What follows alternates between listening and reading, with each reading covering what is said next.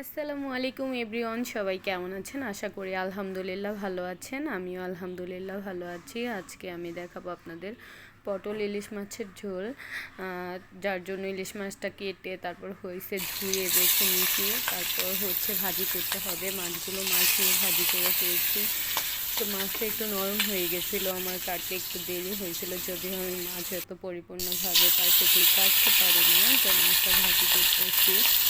তো কেটে ভাজি করলাম। ভাজি করা হয়ে গেলে তারপর আরেকটা পাত্রে পেঁয়াজগুলো ভাজা হয়ে গেলে তারপর 1 চা চামচ হলুদ গুঁড়া, 1 চা চামচ মরিচ গুঁড়া, পরিমাণ মতো লবণ দিয়ে মশলাটা কষিয়ে নিতে হবে।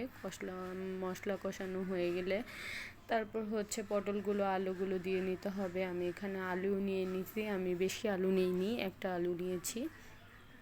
তো পটলের সাথে একটা আলু দিয়ে দিলাম।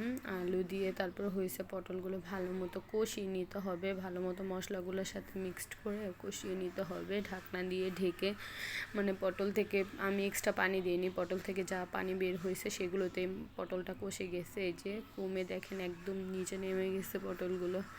তারপর পরিমাণ অনুযায়ী ঝোল দিয়ে দিলাম। আপনি যতটুকু ঝোল খেতে পছন্দ করেন আপনারা ততটুকুই দিতে পারবেন। আর আমি একটু ঝোল ঝোল খাবো, এর জন্য ঝোল দিয়ে দিলাম।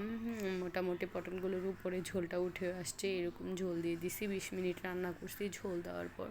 তারপর আপনার মাছগুলো উপর থেকে ছড়িয়ে দিলাম। ছড়িয়ে দিয়ে আমি বিলাতি ধনিয়া পাতা দিয়ে দিলাম একসাথে। আমি যদিও ধনিয়া পাতা অনেক বেশি পছন্দ করি, বিলাতি ধনে পাতা এমনি ধনে পাতা আমি সব ধরনের ধনে পাতাই পছন্দ করি। তারপর আমার পরিপূর্ণ লুকটা দেখেন, পটল ইলিশ রেডি।